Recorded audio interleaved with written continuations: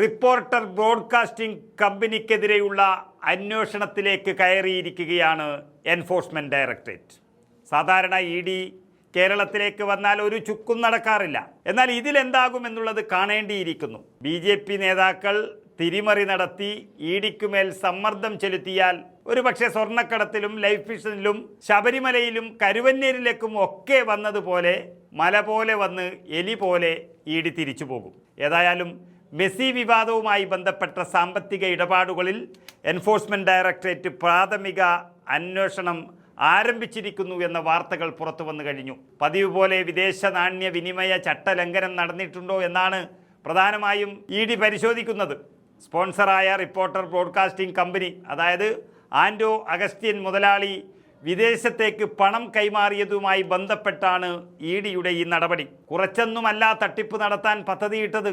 Football താരം Lionel മെസ്സിയെ കേരളത്തിലേക്ക് എത്തിക്കുന്നതുമായി ബന്ധപ്പെട്ട് വലിയ തോതിലുള്ള സാമ്പത്തിക ക്രമക്കേടുകളും ചട്ടലംഘനങ്ങളുമാണ് നടന്നത് എന്ന് റിപ്പോർട്ടുകൾ വ്യക്തമാക്കി കഴിഞ്ഞു. അതെല്ലാം തന്നെ വളരെ കൃത്യമായി കായിക വകുപ്പ് സെക്രട്ടറിയുടെ റിപ്പോർട്ടിൽ പറയുന്നുമുണ്ട്.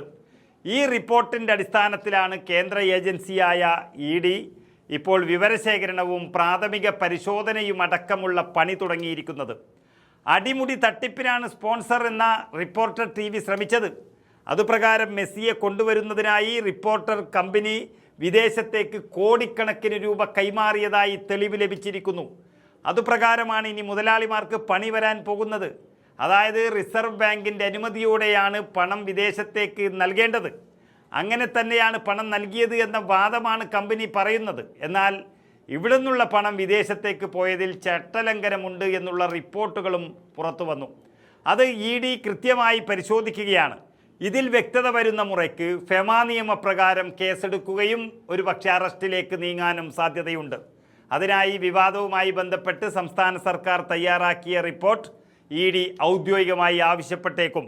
സർക്കാർ അതെല്ലാം നൽകുന്നതോടെ നടപടി എന്താണ് എന്ന് അന്വേഷിക്കാനും ശ്രദ്ധിക്കും. ഇതുവരെ കള്ളത്തരങ്ങൾ പൂഴ്ത്തിവെക്കാൻ പിണറായി സർക്കാർ ശ്രമിച്ചു എന്നുള്ളത് ഉറപ്പാണ്. എങ്കിൽ ഇനി ഇ.ഡിക്ക് പിന്നാലെ തന്നെ ഇപ്പോഴത്തെ UDF സർക്കാർ ഉണ്ടാകുമെന്നുള്ളതാണ് ആൻഡോ മുതലാളിയുടെ നെഞ്ചിടിപ്പ് കൂട്ടുന്നത്. സർക്കാരിൻ്റെ ഭാഗത്തു നിന്നുള്ള അന്വേഷണ വിവരങ്ങളും ഇ.ഡി. ശേഖരിക്കുകയാണ്. വിദേശത്തേക്ക് അയച്ച പണത്തിൻ്റെ ഉറവിടം സംബന്ധിച്ച കാര്യങ്ങൾ ആദായ നികുതി വകുപ്പിൻ്റെ പരിധിയിൽ വരുന്നതാണെങ്കിലും ആ വശവും ഇ.ഡിയുടെ പരിഗണനയിലുണ്ട്. ഏതായാലും ഇ.ഡിയിൽ മലയാളികൾക്കുള്ള വിശ്വാസം പണ്ടേ നഷ്ടപ്പെട്ടതാണ്. എങ്കിലും അന്ന് കേരളം ഭരിച്ചിരുന്നത് പിണറായി സർക്കാർ ആണ്.